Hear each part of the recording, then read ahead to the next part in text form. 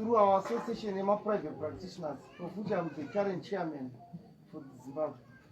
So we looked for him and I sent my driver with actually I sent first Farai with the gringo who had food and no vazoya kuchipatara asinganyatogona kutaura asingafambi asingadi. So we started to do our investigations until on Sunday when we did my final my investigation atatakamira mascan because adambomustabilizer nekurehydrator zvanga dehydrated. Therefore takaona kuti this man had what is called metastatic cancer stomach. That metastatic cancer ndokureva kuti cancer yapararira virtually touching all the major organs kusanganisa liver, my kidneys, my intestines, mvura mudumbu zvezvanga zvazara. So I called the mother and the wife and the son on Sunday. Paitwa Ruma nevanhu zvenhema pai Gringo was actually alive and we were talking and was actually coming from the scan room. Yes. But I was surprised and I got so angry when I got false news that Gringo had died on Sunday. So it was very false and we don't like that character where somebody just comes from sleep and sends wrong information. So we were upset. Anyway, we said it is very normal in medical practice. Or it was after that rumor, Panaka family, like what I said, and we explained to them. I told them plain open, but you guys have to prepare for his death. I did not tell Gringo that because it is unethical. But I told my relatives to prepare for the worst because his condition was beyond control. So at least Vakachema, the wife cried, the mother cried, and the son cried. I said, we are preparing you for the worst which is about to happen. And it was not long before he passed on Monday at 9 a.m.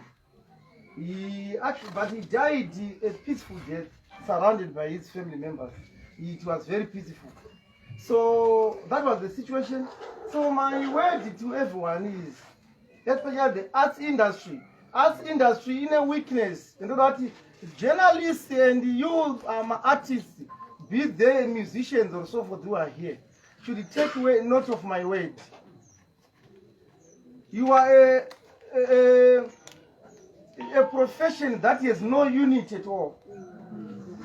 A profession that thinks when I am all right today, tomorrow I will not have problems. Let me warn you, medical calamities are everywhere. You can have an accident today and go. You can have COVID-19 today and it depart from us. You can also have even the TB or asthma or diabetes or stroke today and leave us. Why is it that when you want your assistance, when you want you to fundraise for your fellow colleagues, you are nowhere to be found? It's very, it's not pleasing at all. You see, it's only that people don't know how much I've assisted the arts industry. I've done a lot, not only for Gringo. You see, it's that Gringo was on social media and he was looking for assistance. I've done a lot. I've admitted people like Nicholas Zakaria. He was at my clinic free of charge 2 months ago. I admitted Tendai Dembo. I admitted my Dembo. I admitted my Tembo, the widow to the big Tembo. Admitted the first Farai. I've seen a lot of these artists. And you know what? I always ask, I'm giving you free service because your industry is dead. Yes, yes. And it is the duty now of the National Arts Council and the Ministry of Youth and the Sports and Culture to take control of this industry. We cannot have a situation where we are seeing many of us, all the prominent figures, coming with a lot of money when somebody has died. When somebody was still sick and in need, no one was close. This is utter nonsense. We don't want that. Why is it that you cannot call the big artists to fundraise for somebody when he's sick? It was me, for your information, who diagnosed that boy, that Prince Msaruwa. He was admitted for 7 days at my place The first time he came from America, and I got the diagnosis of that condition. You know, he died of cancer of the lung. It was me again, and no one even mentioned, and I don't even need to be mentioned. But it was me. Then from there, that's when he went on to die at Chinhoyi Hospital. A year after I first met him, you see. And I asked him, where are the prominent musicians who cannot, where are these people to do fundraising shows? No one was there. We know kuna musicians right now that kuna show izvozvi. You will come. You see. Let me tell you something. I was invited by the wives of the celebrities to become their patron in the Widows Association of Zimbabwe. You know, Nana Mai Morgan Dembo, Mai Leonard Dembo, Nana Mai Tashida, Nana Mai Mashakada, Nana Mai Kasenga there, Nana Mai Shibadura. Right. I advised them to approach one big musician, I can't say the name. The musician agreed to do a fundraising show for the widows. And in principle, it was very good. But you know what happened? The cruel wife refused. The cruel wife did not allow the husband to do a fundraising show for the widows. Only to become a widow within the next 12 months. I can't say who it is, but I can tell you this, you see. This is very dangerous. Very, very dangerous. And the widows came to me again, and I gave them money to start their projects, which they are running right now. And you see, but that woman refused, said my husband cannot do a free show for anyone. You see, but anyway, the singer passed on. I can't tell you when, because you will know who it is. You see, but it is your guess. I don't want you to guess wrongly or correctly. But let me tell you. So this is the time for the art industry to unite, come together, and then you raise. It's embarrassing. It's embarrassing that some of you will be seen at a funeral. Only that. To do what? To take pictures. You see, at one time I was very bitter when I saw people coming to take Gringo's pictures. Only. Did you bring bananas or apples for him? No. But you are coming with pictures and you want them to trend on social media and you say you are doing good work. This is rubbish. I repeat, this is rubbish. You see. So you musicians, artists, my word, the final word to you is this. You have to make sure you form an association.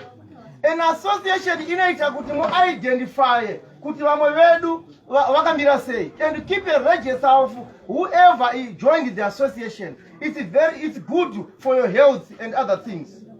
Kana mukaiti nimi mu association yedu as artists tine vanhu vakaita tina ndingi mukanza kuti ndingi. For our information, if I can ask you, where is Job Mashanda right now? No, everyone knows about Job Mashanda's songs. Where is he today? You don't even know where he is. Probably suffering or he got a stroke or just languishing in poverty somewhere. Where is Patrick Mukamba right now? We know them. We used to play those music songs. You see, where are they today? No one knows. And you claim to have some authoritative bodies. No, something should be done. I don't know who is responsible. I'm not into I'm a doctor. I'm not into arts, but I assist artists. You see. So whoever is responsible for that, please take my word. You see. Whoever is responsible for these people, please be more organized. If you need us to plan for you, I am very much educated to do that. And I can assist you, you see. So that's what I want you to know. And our friends should rest in peace. And you guys, please unite, make associations. It will be very easy. And as the president of Private Practitioners Association of Zimbabwe, if you come as an association with your proposal, we have clinics, 500 something private doctors dotted around the whole Zimbabwe. If you are sick, you are in Chirezi, it's a phone call. You can say, no, Madam Boss, can you go to the nearest clinic and you in Mashingo? Then you are seen there, you see. But now it needs a lot of planning and organization, a very nice organization. That's what I pray for. Thank you very much for your time. Thank you.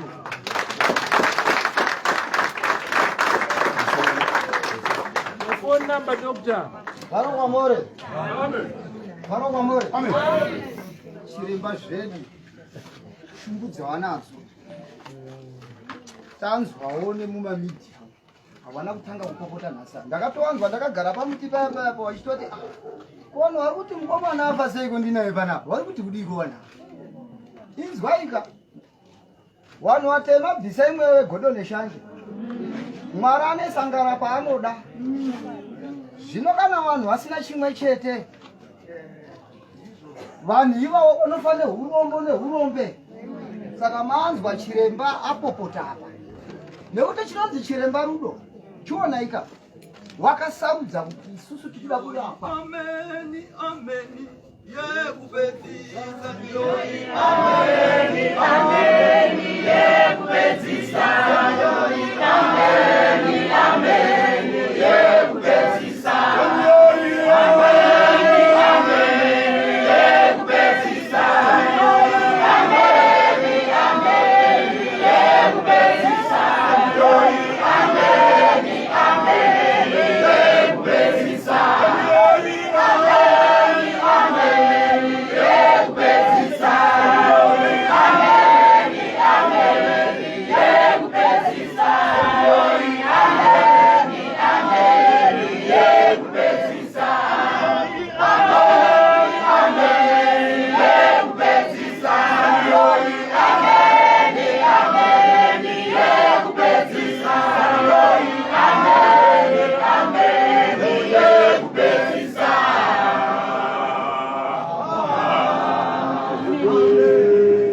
Kufaro kwamuri ichokwadi masocial media nokuita chikichiki nekukopikicha vanhu muchinyombana-nyombana kutukana hakuna zvakunobatsira. Vanhu makaonawo mumwe munhu ane chipo kurudzira nayi, vanhu vatema tsinga yenyu yemudzimu nemashave ikai zivai Jesu mhani, Jesu rudo. Saka muchiona wane chiremba wakapfekedzwa zvichena sezvatakaita izvi wakafananidzwa netsinga yaJesu kuita rudo. Saka manzwa chiremba ari kupopota idi takasvikira zvakawanda-wanda zvichitaurwa zvakasaka kuti pakanga pauzonzi hapana anopinda nekuti takazoona mamwe mapikicha nemamwe mastatements pamanewspaper zvisizvo. Saka zvinhu izvozvo vanhu ngavaite tsika dzakanaka pasi pano, vaite chimwe chete, mungave mumba, mungave mumabasa, vanhu muri kuroyana nekutsvingana. Havasi kunyamba chiremba, bvisai hunhu ihwohwo. Akuda azvara chipo akomborera iwe. Saka tiri kuti vanhu vatema teererai mazwi ataura chiremba. Makanga maona imimi kuti mumwe wenyu ashaika, vana vasara nemudzimai batsiranai, gombedzeranai muchifukidzana. Munokundwa nemujuru tupuka tutikitiki tunoumbiridza mavhu asi iwe kuzobata nemaoko ipapo hauri fukunure. Rudo. Saka itai unity, itai chimwe chete. Haleluya. Tinokumbira Mr. Moyo wauye wapewo humbowo.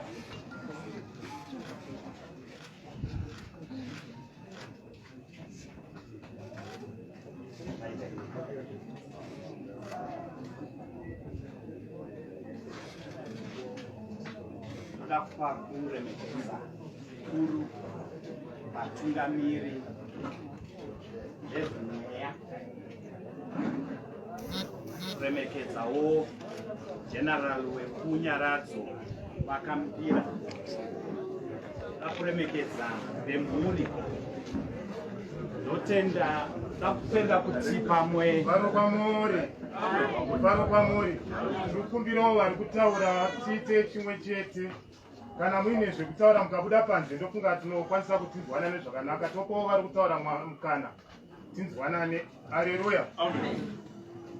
maita izvi.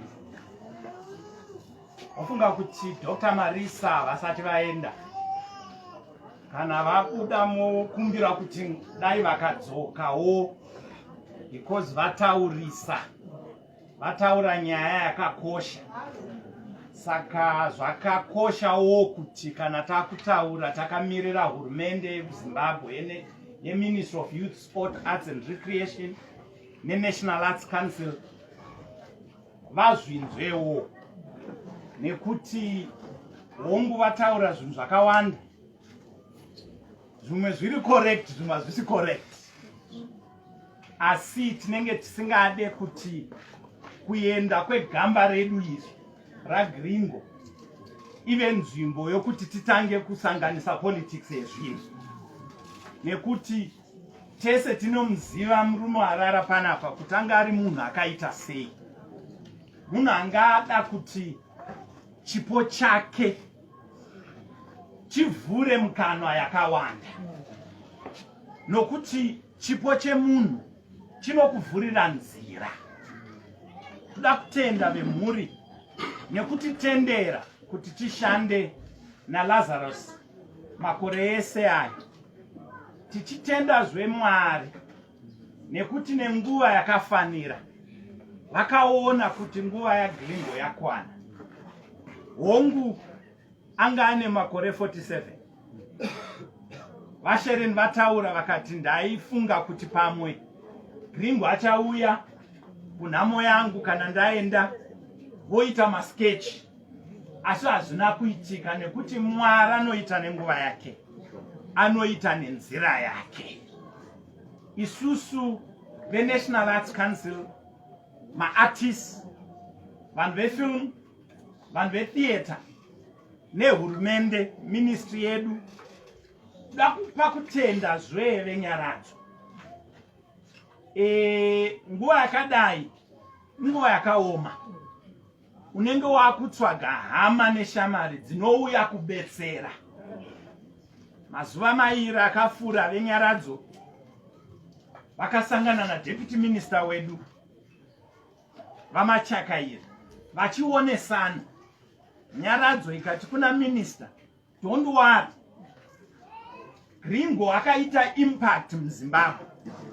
Isisuwo tiri kambani inoshanda nevanhu. Toda kuti gamba iri tiriperekedze nenzira iri dignified. Ndokusimuka sekambani. Ndokuti izve mapolisi tombosiyana nazvo. Toti sekambani toda kubatsira. Toda kufamba negamba redu. Toda kutenda nenyaradzo. Zvikuru mamira nesu ndezvimwe zvange ndichida kutaura kuti seNational Arts Council tatanga program yekuti titarise welfare yemaartist. Tisatarise maartist sevanhu vanotsvaga rubatsiro. Maartist, they are not a welfare case. Nekuti even tichitaura takadai, kune maprofessionals akawanda akutadza kuita mafuneral policy. Munoziva here vasiri maartist. Kune maprofessionals ari kutadza kuita mamedical services, but vari maprofessional. Saka hazvisi right kuti tiite as if maartist vanhu vasina kukwana. Situation yeeconomy yenyika yadzibirisa vanhu vakawanda, maartist kusanganisa ipapo.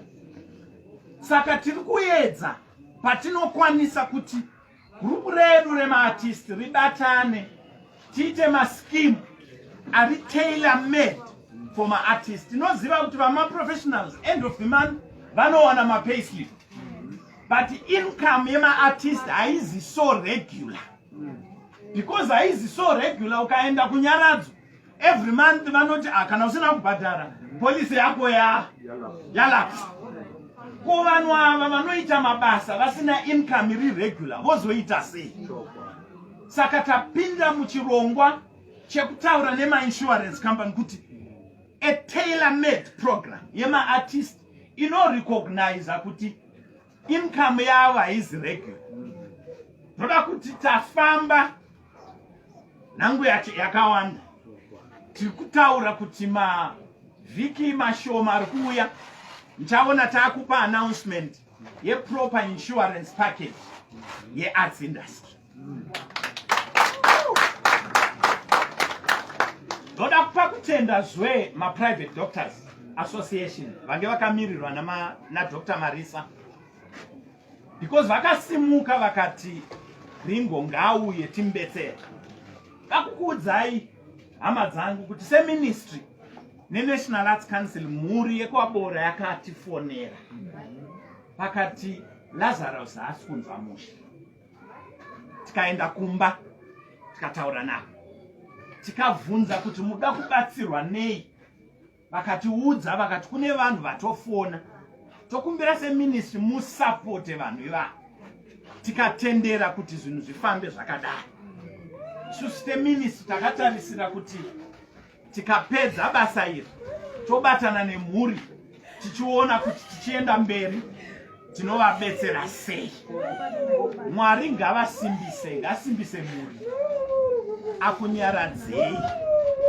Asi regai ndipedze bati weprogram nekutaura nezvaGringo.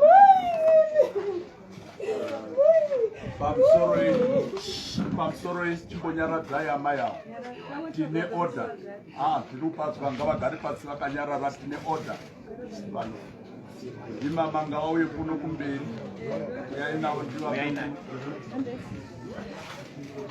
ngavauye kuno kumberi. Ndauzwa kuti mudzimai wacho ndakungoti vaenzi vanongouya vauye kuno, agare kuno. maininguya kuti okay, chinyarara kuti mai chinyarara timboite program yamama yarako timboite program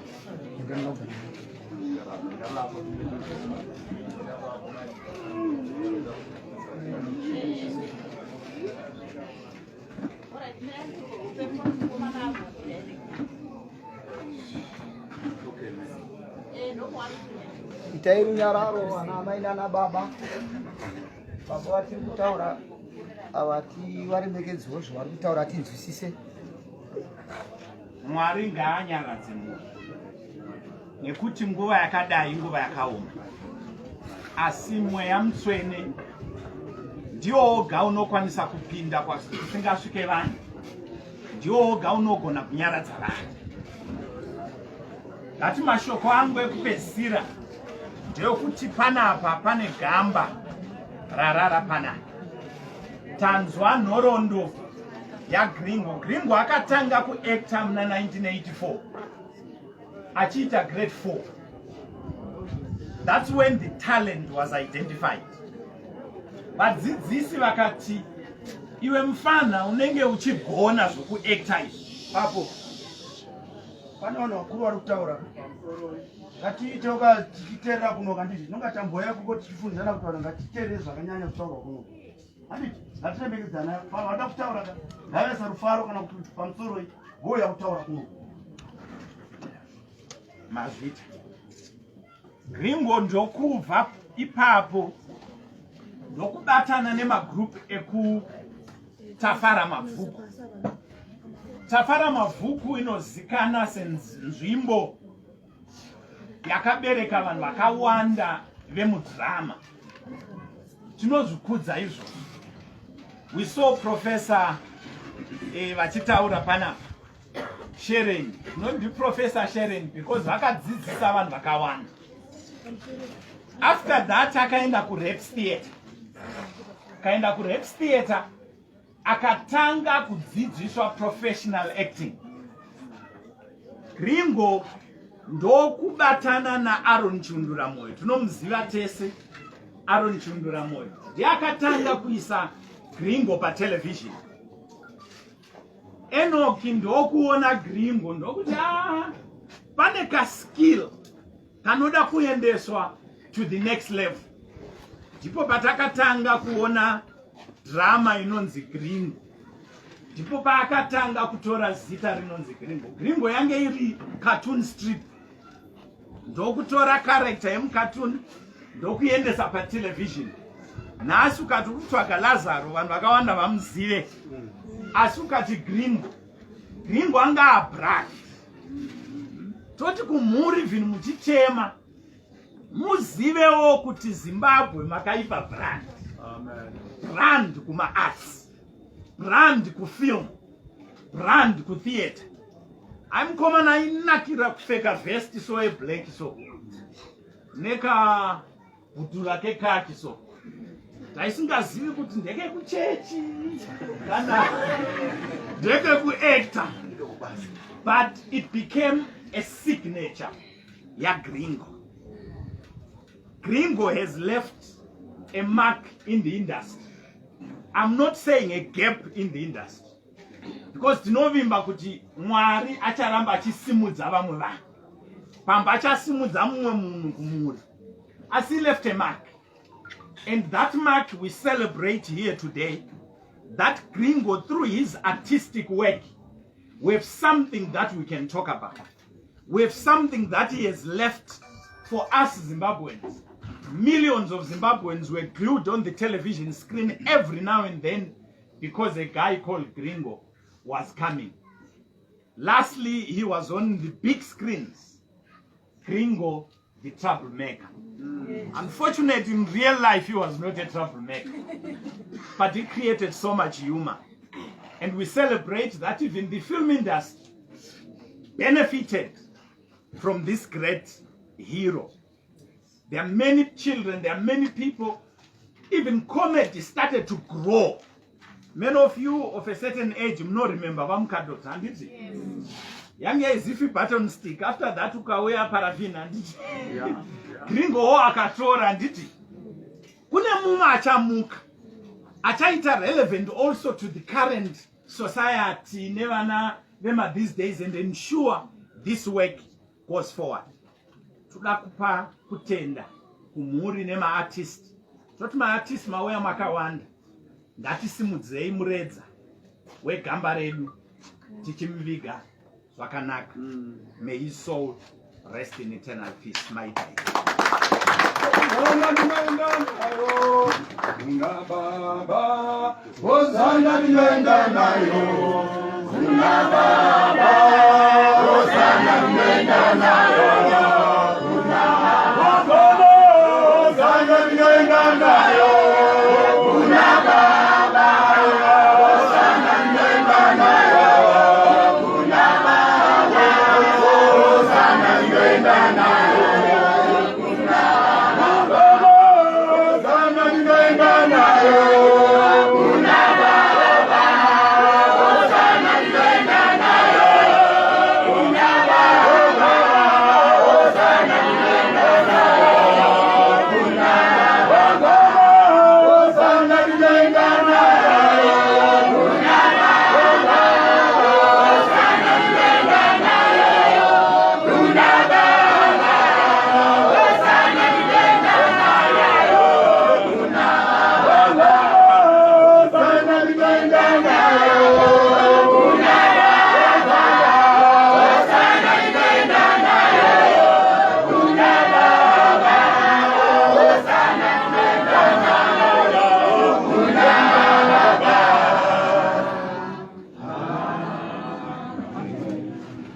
Hallelujah. Tinotenda rubato rakagona kufukunura chipo chemurandarume atakaunganira hanzi 1984 kaasingakanganise vanenge vane 20 years handiti saka zvikureva kuti 36 years saka zvikureva kuti chipo chakapenenzerwa kashoma nekashoma nekashoma zamara chakura faro kwamori kana mumusha chaimo muroora haapururudziwa nezuva rimwe chete unozosekwa kana kunyara mangwana zvotoda tsika nehunhu nekuongorora tarisai kuti tinongodzongonzi Gringo zvakaita nguva zvichipenenzverwa regai kumbuka makakura vamwe muri kutukana naamai mangoita 6 risi uchingoroorwa pamushababi wapupura nguva yavakagara nemwana ine hunhu netsika dzakaita sei atinombonzwa chakaipa isu saka zvikureva kuti chipo chakapiwa zera nezera nezera nezera saka vanhu vanotendera kuti pavari kushanda vave nehunhu netsika dzakanaka dzinoverengwa pamazuva avo zvamanzwa kuti Hosana tinoenda nayo vanhu vanoenda nezvavakabata pasi pano zvichivaperekedza zvichipupurwa mutsika dzakaita sei dzakanaka saka singapedze nguva yakawanda ndinokumbira kuti ndimbopo mukana mushoma wakuru wenyaradzo wandanzwa wachitendwa wakaita rudo rwakanaka kuisa rubatsiro rwakakura kwazvo rumwe rwatanzwa pano singuva izvo ndibaba muzvekupo mashoma Haleluya. Pamusoro mubato wechigaro, pamusoro wevakuru vese vechechi, ngatinyararei, ngatinyararei. Tinokumbirawo kuremeredza zviri kuitika pano.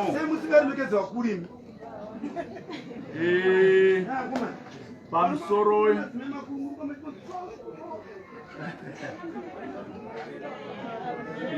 imba itone pari kunyaradzwa vanhu.